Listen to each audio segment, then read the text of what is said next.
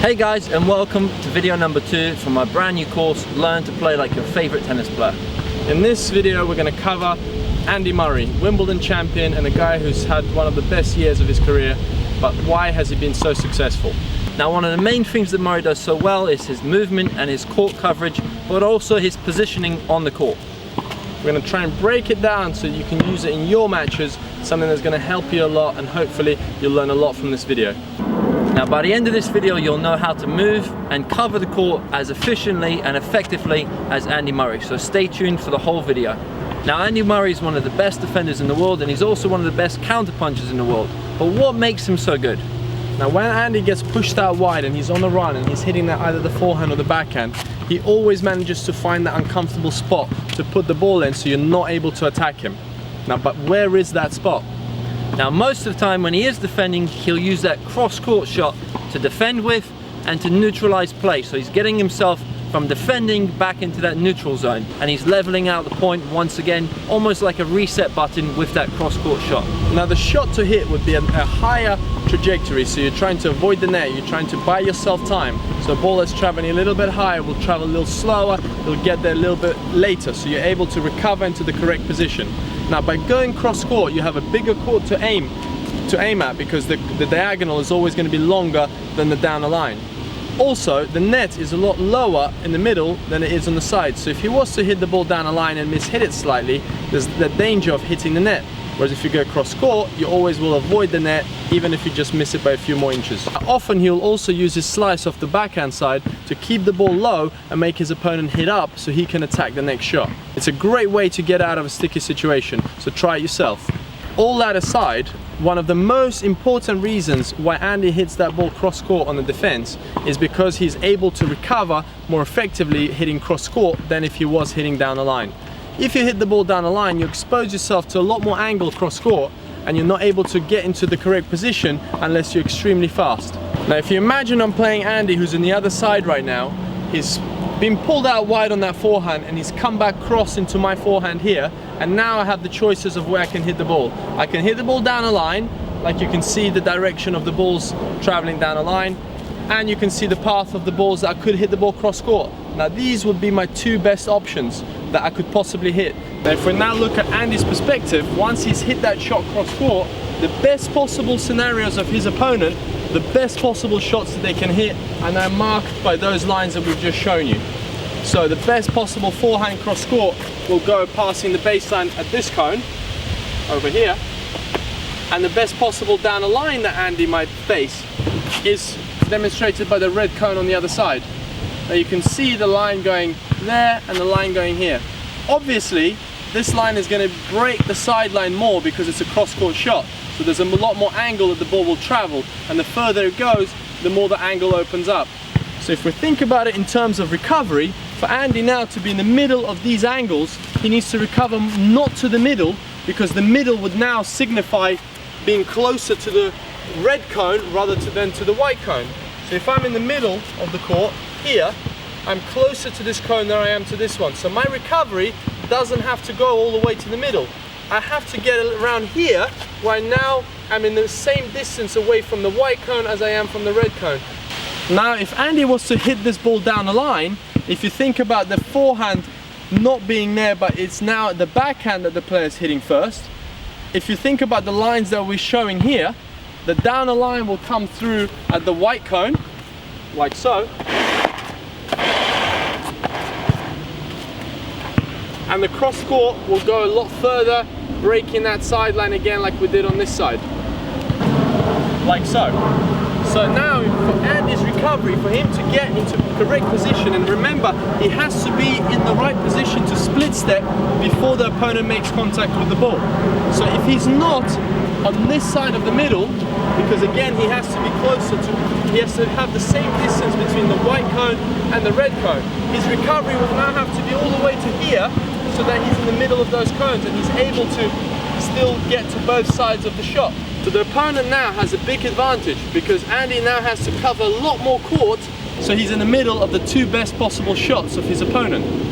That's an extra 2 meters that Andy has to cover in the same time that he possibly could just make one step and not have to move. So by going cross court, you give yourself the best possible chance not to have to move too much. The best players that don't look like they're ever moving, it doesn't look like they're ever in trouble, because they know that when they hit cross court, they can remain in the rally, and only when they really feel like they can attack and when they can, or counter punch, or they're going for something a little bit more special, that's when they'll go down the line. Perhaps they'll see a space there, but they know they're not going to be attacked onto that corner over there where they're going to have to chase the ball.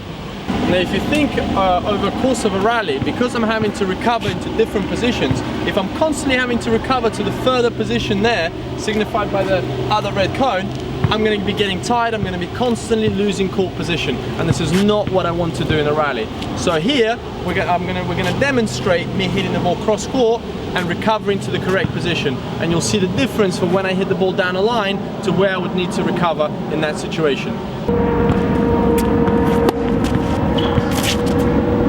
So here I'm now in the right position to receive any shot that Simon can hit. So his best possible shots, I'm now in position by being on this red cone. Now in this scenario, I'm going to go down a line on my defensive shot, and you'll see just how much extra movement I have to do to recover to the second cone before Simon makes contact with the ball.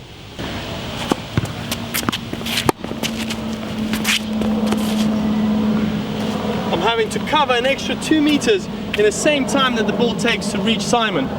He's then able to exploit the space I create, the space I give him on that backhand side.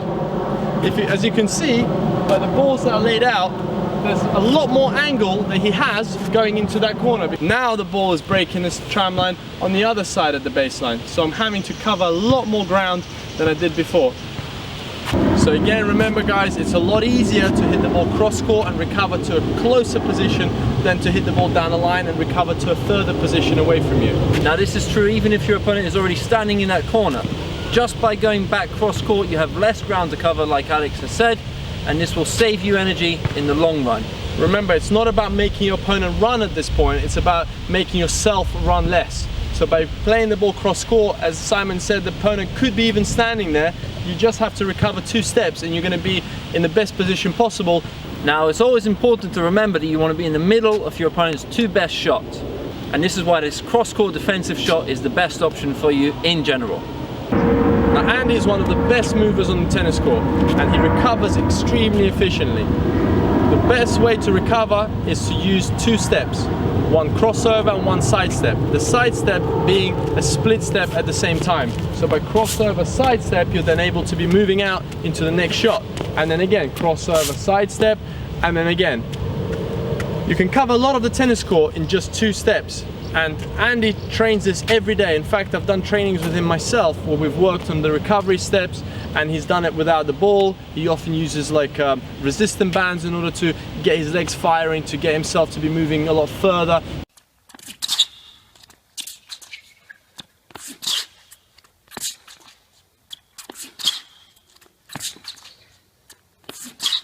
To be pushed out further and to be able to recover into the correct position in time before his opponent makes contact with the ball, because that's the most important thing. Your feet need to be on the ground, you need to be stationary and waiting for when the opponent makes contact with the ball. You can't be still recovering when they're making that contact, otherwise you're always going to be out of sync with what's happening in the rally. Now we have a great drill for you to practice this, so let's take a look at this right now. So in this drill, all I'm going to be doing is working on my recovery step. Now this is a recovery step from the forehand side, and then the recovery step from the backhand side back to where I started.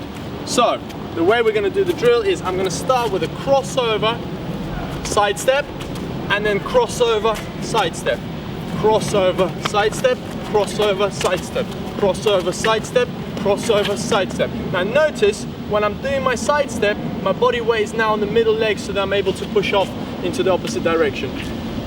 So obviously sometimes when you're recovering and you're getting back to the middle, you don't know where your opponent is going to hit, so you may have to be a little bit more like this, where you can push off into either direction. But if you can see where the opponent is hit, sometimes it's useful to already land in almost like a stutter step, and then you can push off into the direction that you need. Now this you can do with a tennis racket, or you can do it without a tennis racket, and obviously the further you get, so if I can challenge myself to go a little further this time and get further and further, so if I can start breaking that, the sideline and the middle, I know that even if I'm past the sideline here on the forehand, I can get back into the position.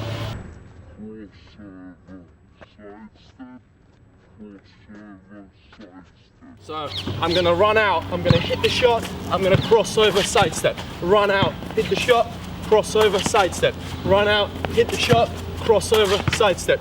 So every time I get back, I'm using a crossover sidestep move, but this time I'm actually hitting a shot at the same time. Again, you don't need a ball to practice this, it's just about muscle memory, but when you do get confident, you can use a ball, someone to feed you, then you can hit the ball and recover into the desired position.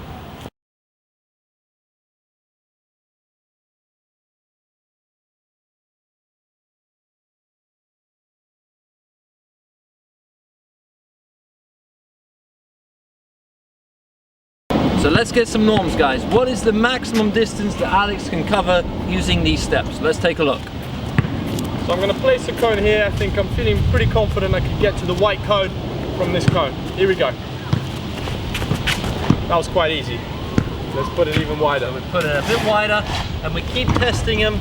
And the better you get at this drill, the more effective you'll get. And there again, he's using just those two steps. The crossover followed by the side shuffle. Ah, that was a little bit too Almost. far. So I found my max. So it's around here is how much I could get when using my crossover sidestep. Now you can see this is quite a big distance. A lot of the times you will be pulled out into this situation and then you're able to recover all the way to the middle. And if you do hit the ball cross court, you don't actually need to get to the middle. You only need to get to a meter off the middle. So that's why the good players, they look like they're never in trouble because they get back into the right position before the opponent hits the ball. Now let's assume I've hit the ball wrong and I've hit the ball down the line, I've hit it into the wrong side and now I'm exposed. Now the opponent can hit it into the open space and make me run. There's another step that I can use to cover even more ground. This is called the running step. Now in the example before, I was keeping my hips quite full on, straight on to my opponent. But this time I'm going to move my hips and turn it into more of a run. This way I'm able to reach a lot further with my leg as it's not having to go across me, but it's going all the way straight. This becomes a lot more difficult if I am then wanting to recover back over here. But because I'm chasing that ball all the way out there, I'm not thinking about that right now. All I'm doing is I'm trying to recover and I know that I have to get back to that space because I'm really in trouble because I'm exposed there on that backhand side. So let's have a look at me trying to do the running step. Let's see if I can beat this norm with my running step. And there you can see I get a lot further. So this time with the running step, I can put this cone out all the way out here even if I want to. And let's try it again. So that's just about right. You can see I'm covering a hell of a lot of court here.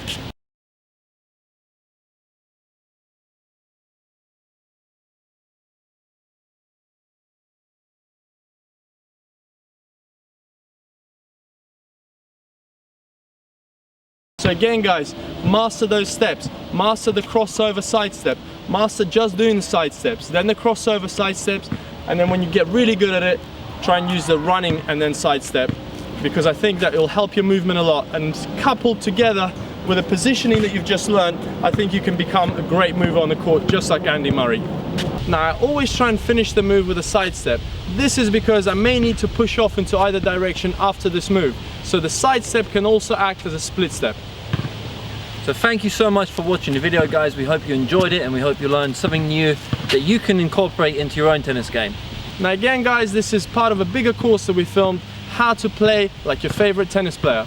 This was a breakdown of Murray's movement, but we've got many more to come. So stay tuned and see you soon. Now video number 3 will be released in the coming days, and if you're already subscribed to us via email, you'll get that video as soon as it becomes live. If you haven't already subscribed, go over to the website, subscribe to our emails, and you'll get that video as soon as we publish it. Also guys, who is your favorite tennis player and which stroke or which strength would you love to learn from them?